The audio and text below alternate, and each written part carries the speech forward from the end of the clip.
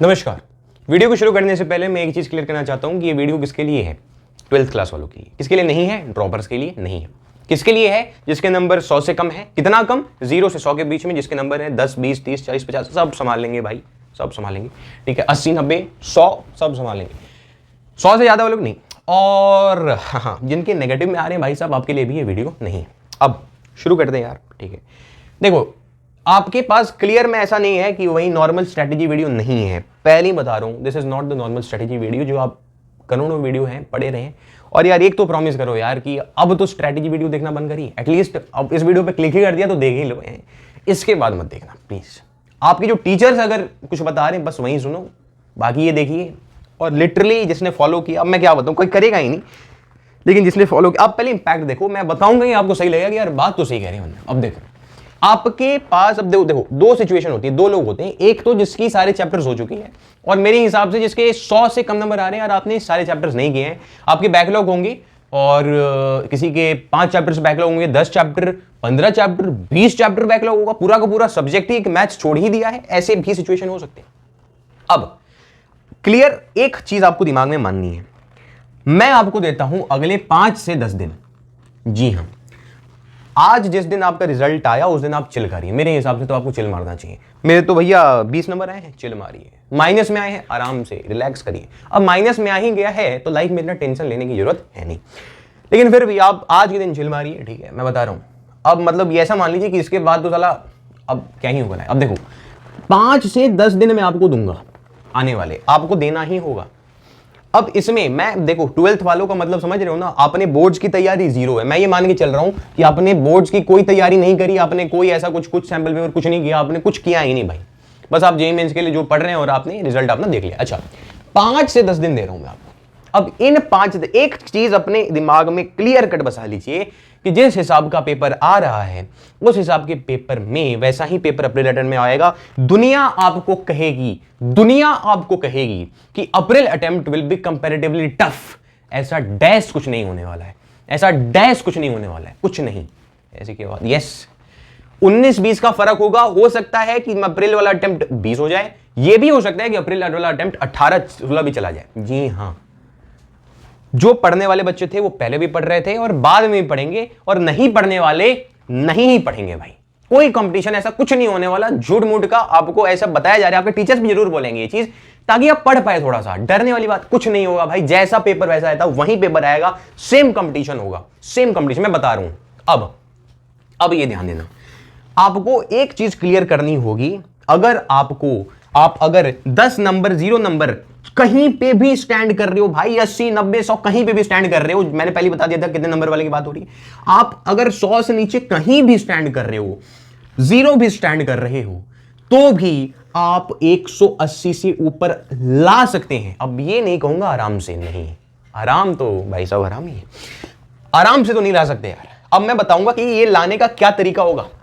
अब एक चीज आपको समझ में आ गई होगी यार, जब वन शॉट वीडियो लेक्चर आ रहे थे, आपको सबको पता है कि वन शॉट आते हैं, और मेरे हिसाब से यार मैं पर्सनल एडवाइस दूं तो one shot more than enough होते हैं यार। कब? अब मैं बताऊंगा आपको क्या करना है।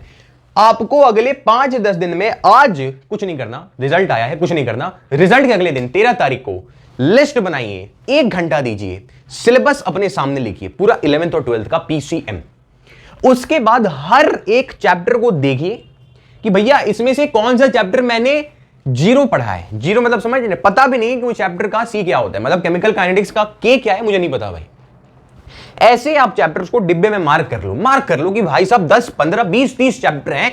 ठीक है, 30 चैप्टर हो सकते हैं भाई साहब, उससे ज्यादा अगर आप हैं तो भैया ठीक है 40 मान लिया, नहीं 15 से 20 चैप्टर, पता कितने भी चैप्टर्स आपने मार्क कर लिए कि भाई मैंने ये सब पढ़ा ही नहीं है। पूरे टोटल सब्जेक्ट में आपने कितने भी हो सकते हैं, मतलब नहीं है भाई, इतने चैप्टर्स मेरा एकदम है गोल, 0 बट्टा सन्नाटा। अच्छा, अब आने वाले 5 से 10 दिन मैं दूंगा, और मेरे हिसाब से यार अगर आप 12th क्लास में ना, आप वो भी छोड़ जाओ, 11th वाला भी आप भूल जाओ। अगले 5 से 10 दिन में आप 11th वाला भूल जाओ। जब तक 22 तारीख नहीं आ रही, जब तक आपका बोर्ड्स नहीं शुरू हो रहा, आप 11th अभी के लिए भूलो।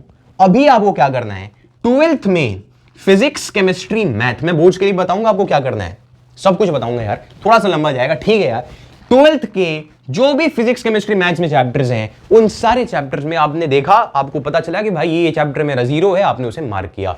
5 से 10 दिन में, 5 से 10 दिन में आपको इन चैप्टर्स को खा जाना है।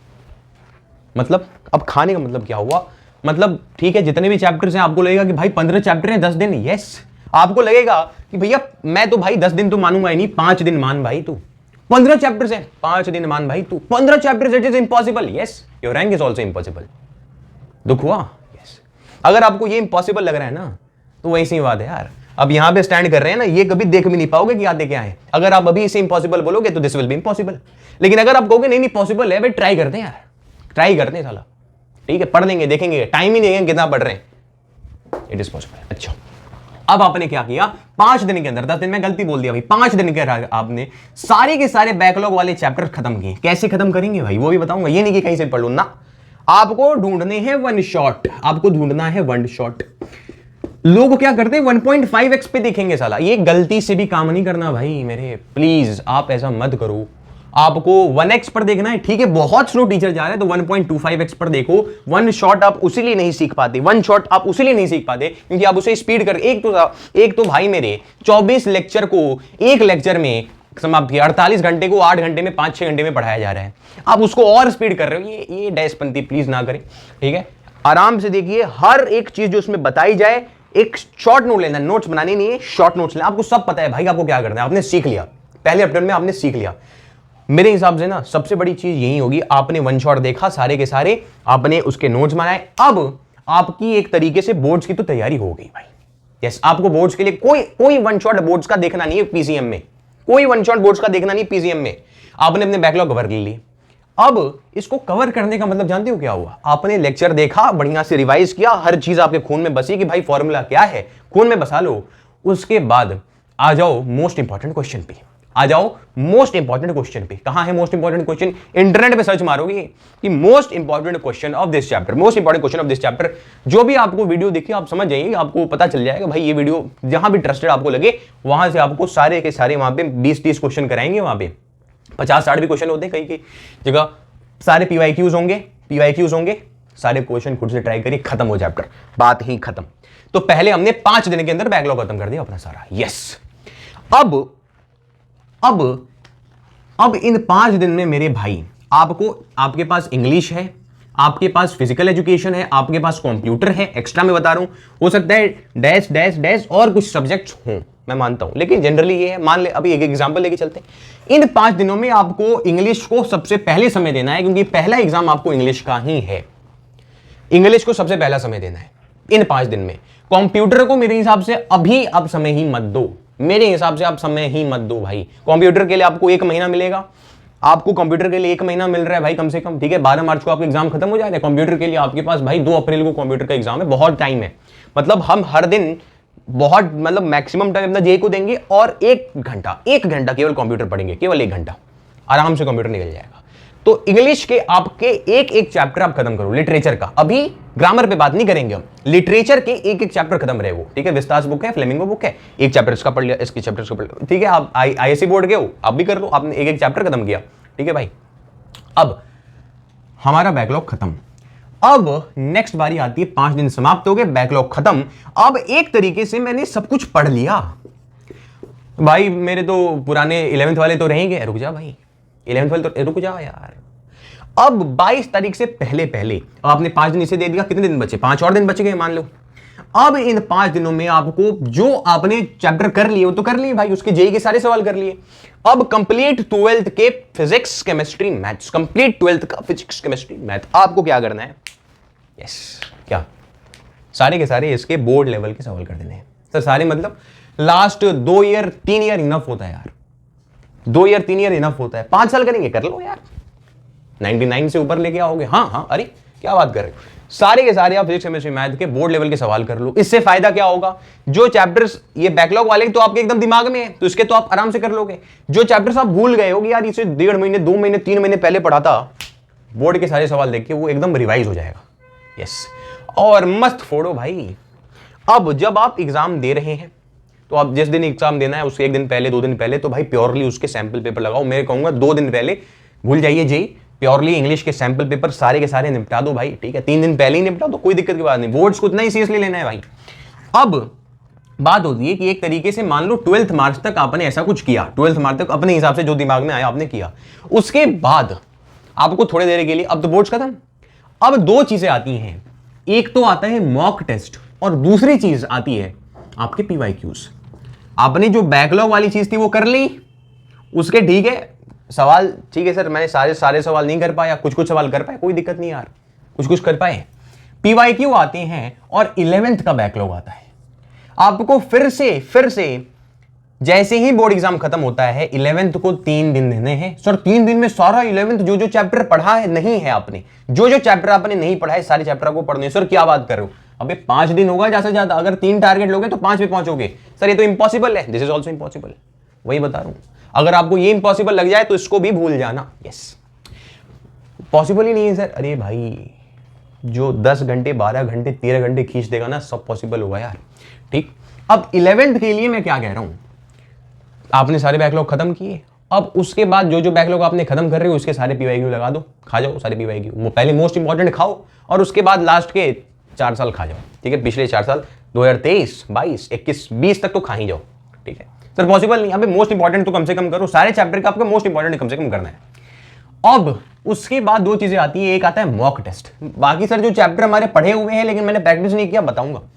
अब आपको करना है मॉक टेस्ट, भूल जाओ सब कुछ भूल जाओ, एक दिन में एक मॉक टेस्ट 12 तारीख से 2-4 अप्रैल तक, कितने दिन होते हैं, 20-30 दिन होते हैं, 20-30 मॉक टेस्ट आपको लगा देने। अरे भाई क्या बात करूं, यस अभी जेईई के मॉक टेस्ट अगर आप लगा रहे हैं यार, तो लगा पाओ तो सही है, लेकिन मैं ये नहीं कहूंगा कंपलसरी मत बनाओ मॉक टेस्ट लगाना। अभी आपके boards is a big issue, ठीक है, board is a big issue, इसको बढ़िया से निपटाना है। अब मॉक टेस्ट आपको लगाना है, कौन से मॉक टेस्ट लगाएंगे, कोई कोचिंग कोई नहीं, भूल जाओ सब कुछ, भूल जाओ सब कुछ। मैं बता रहा हूं आपके 100 नंबर नीचे आ रहे हैं, जेईई मेंस के 2023 के सारे मॉक टेस्ट और 24 के जो भी अभी 24 के जो भी हुए शिफ्ट, आपके शिफ्ट को लेकर वो मॉक टेस्ट लगा दो, खत्म, दैट्स ओवर। इतने में आपका निकल जाएगा, इतने में आप इससे ज्यादा यानी 200 क्रॉस कर सकते हो मेरे भाई। और एक चीज लास्ट में मैं एक चीज बताना चाहता हूं,